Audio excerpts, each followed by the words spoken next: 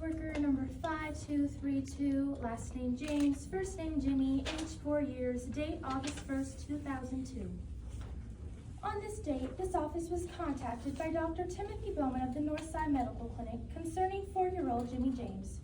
Dr. Bowman has reported he has treated Jimmy twice in the last 6 weeks, once for a cut of an eye and once for a broken wrist.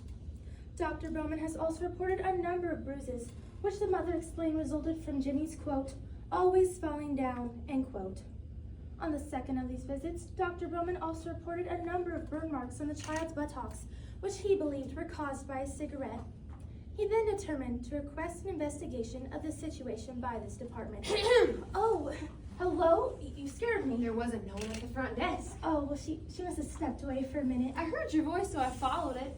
Sure is quiet up here. Yes, I guess it is. Where is everybody anyway? Looks like you're the only one in the whole place. No, everybody's here. They're all just keeping their heads down, but they're all here.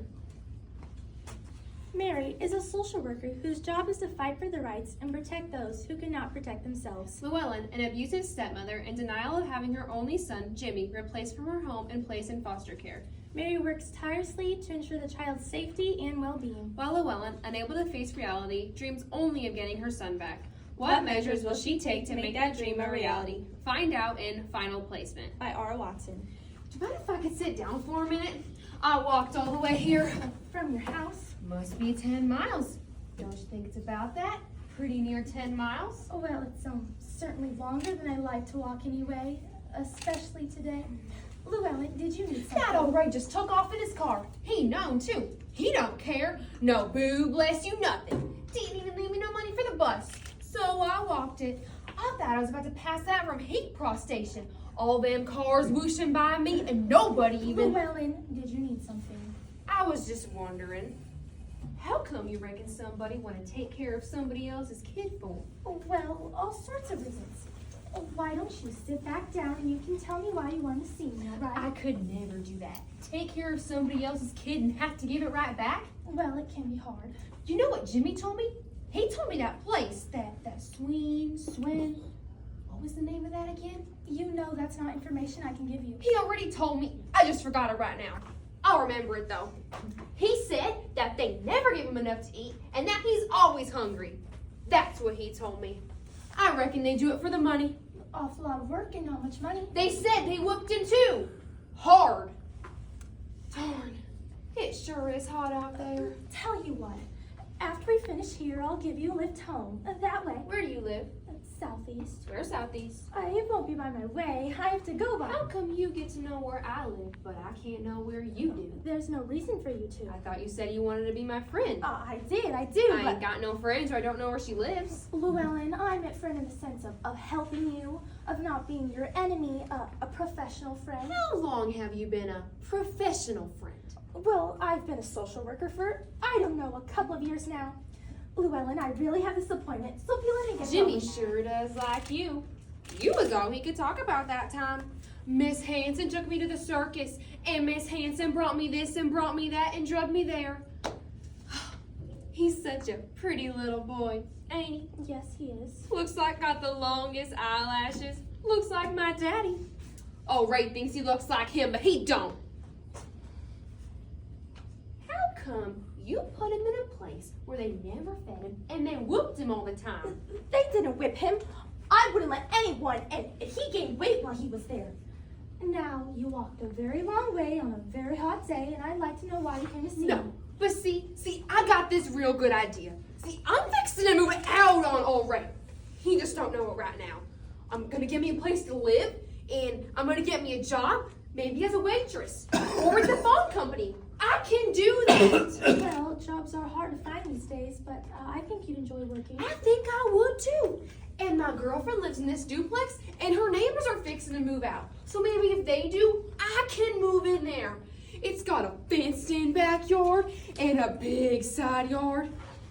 And I wouldn't even let old Ray come around, even if he stopped doing them things. Llewellyn, now wait. I know he don't mean to. He just loses his temper is all.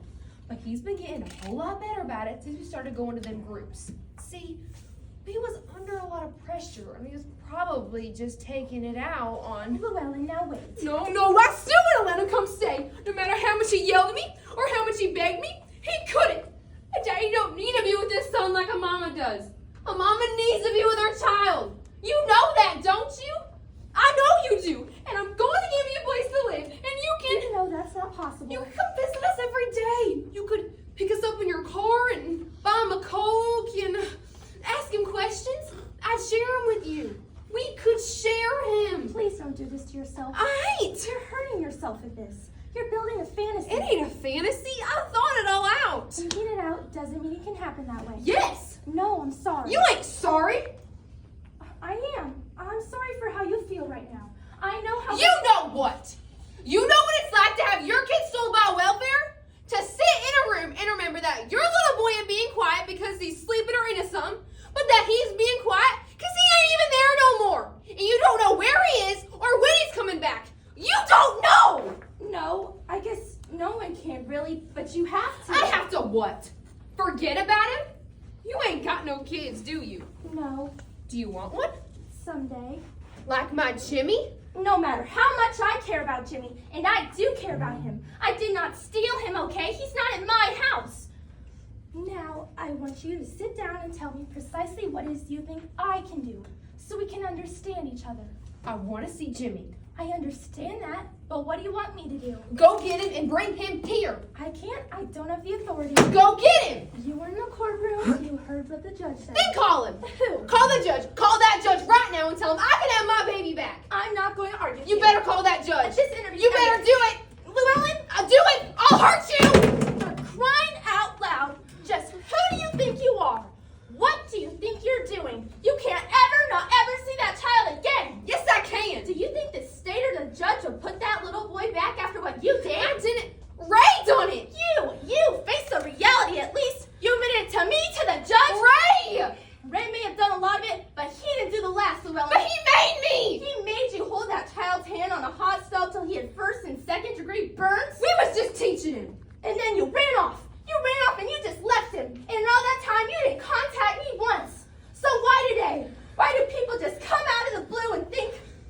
We explained everything to you months ago. You could hold a gun to my head or a knife to my throat and I still wouldn't get him back. What am I gonna do? What am I gonna do? I don't know. See someone? Talking to strangers ain't gonna help. It can. Well, I was right about you wanting Jimmy, wasn't I? I know I was. That's how I come to see you.